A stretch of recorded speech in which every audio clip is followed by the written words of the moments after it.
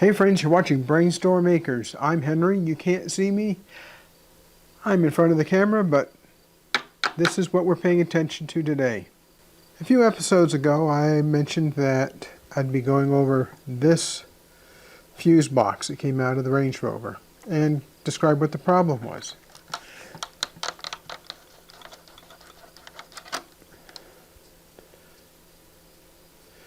This is a relay. There's several different kinds of relays on this board. They perform all different kinds of functions. A lot of this is switching high current loads from one position to another, on or off. And there's other things that are done as well.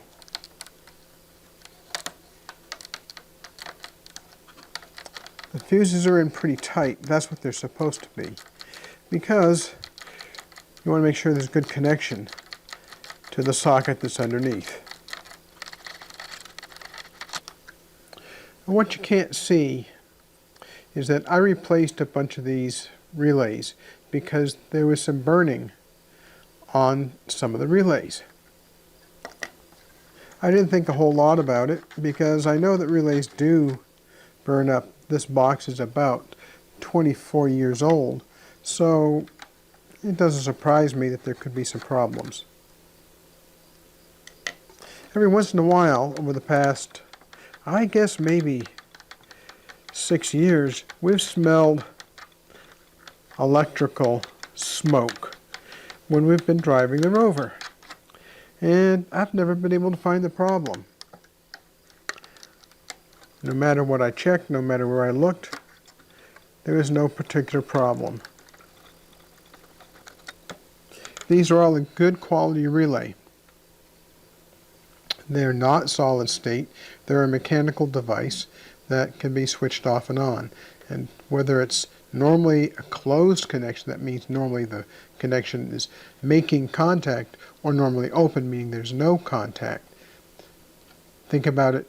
It's either normally closed, you're supplying power to whatever's on the other side, or normally open, there's no power. It turns out you can actually do some logic, simple logic at least, with relays. Back,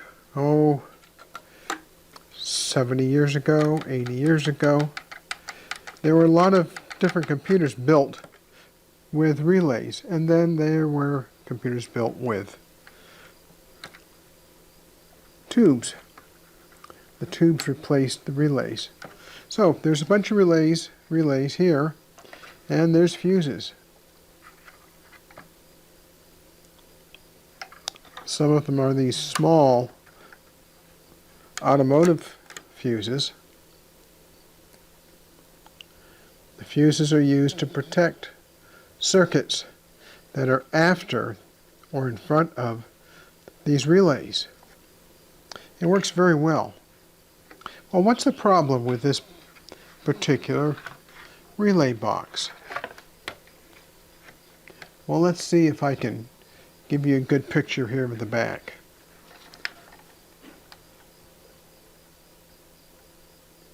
You may be able to notice there's some cracks in the plastic.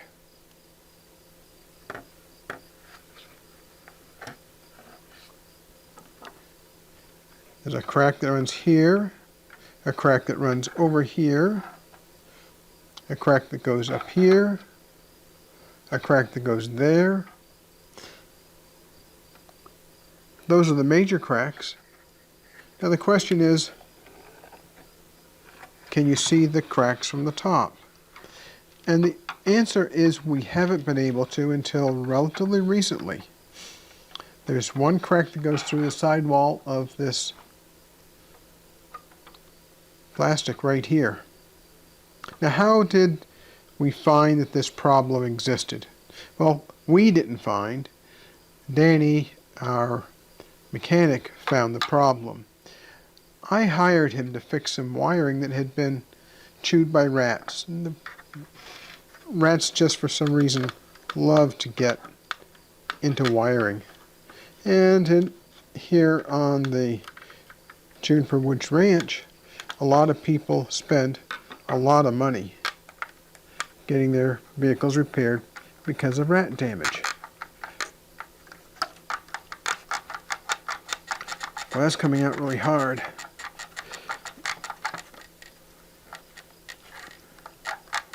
You want the relays to come out hard because you don't want them to come out easy. If you go over a bump or something like that, you don't want the relay to disconnect. Now, the way Danny found this problem is he was working on the wiring as I asked him to. We were gone for a couple weeks, and I asked him to get the wiring looked at while we were gone. And he did that. Oh boy, now you can see more cracks on the top, right there. That socket is all cracked up. What happened was there was some wiring that was over in this area that had been chewed by rats. And Danny was working to repair that. Means he's having to cut some wire and strip it and attach new pieces. And as he did that, he was bumping into this relay box. And as he bumped into it, things started working. The big one was that the fan for the air conditioner started working. More relays. There's a ton of relays on this board. Well, it's not a ton, but there's a good number of them. There's 1, 2, 3, 4, 5, 6, 7, 8, 9, 10, 11, 12, 13, 14, 15, 16, 17, 18, 19. There are 20 relays on this board, and there's a whole stack of fuses. Some of them are big, like these. These are 60 amp. This is a 50 amp, another 60 amp, and a 40 amp. Again, those are all to protect the wiring. Let me see if we can take this apart so we can actually look at the opposite side of it. And keep in mind that this box is about 24, 25 years old, so a lot of the plastic is going to be brittle. I'm not sure I'm going to actually be able to get these two pieces apart, but I'm going to give it a shot. I can tell you absolutely that this right here is a problem. And the problem with this is that they don't make this thing anymore. The only way you can get a part to replace a part in a car that's this old is the Rover's 23 years old, is you have to go find a salvaged part from a car that's in a salvage yard. That's not a big deal. I don't mind doing that. I wish that new parts were available, but if they're not, they're not. So we go ahead and do whatever we can. I'm looking to see if there's any more screws. I'm not seeing screws, so I'm going to guess that I'll look on the back to make sure there's no screws. Well, there are a couple of screws that go through from the other side. So I'm going to see if I can pull off those relays and gain access. I'll pull this nut off.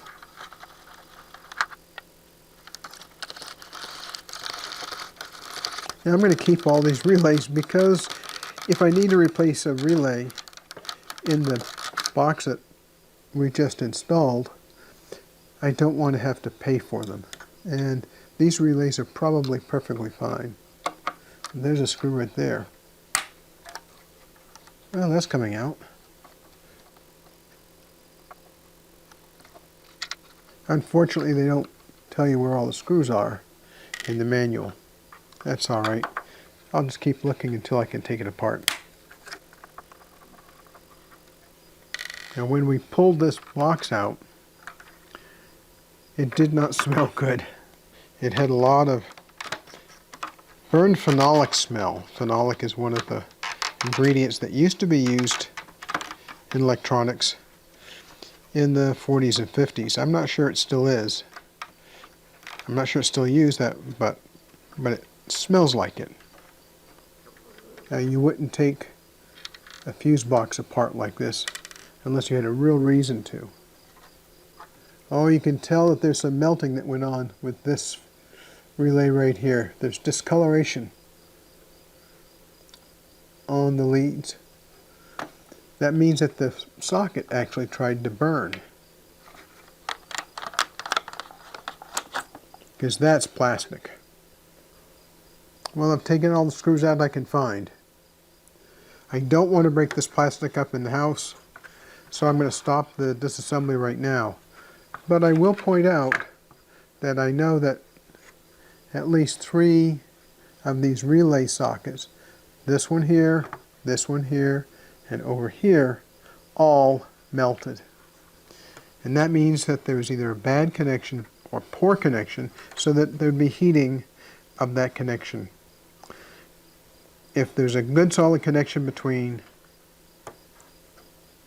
a relay lead, one of these pieces right here, and the socket, there won't be a lot of heat generated. But when there's a bad connection, when it could be corrosion, could be almost anything, it will heat up. And that's what happened here. Why? I don't know. Well, I think that's going to be it for this part of taking this fuse box apart. I'm going to see if I can figure out how this comes apart the rest of the way.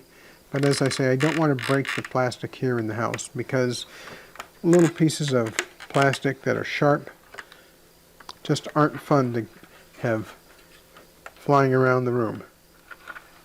Well, thanks for watching. Don't forget to hit like, subscribe, and ring the bells for notification, because I think we're going to have more stuff going on. I'm still really interested in getting to this back side, because I want to see for myself how hot this thing got. But I can tell you from right here, it got hot.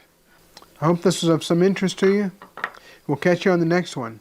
And don't forget to brainstorm, because we're doing that all the time. Oh, by the way, when you're watching this, I'll be on my way up to Flagstaff to have a replacement temporary crown put into my mouth, because one of the temporary crowns broke on Friday after everybody's closed.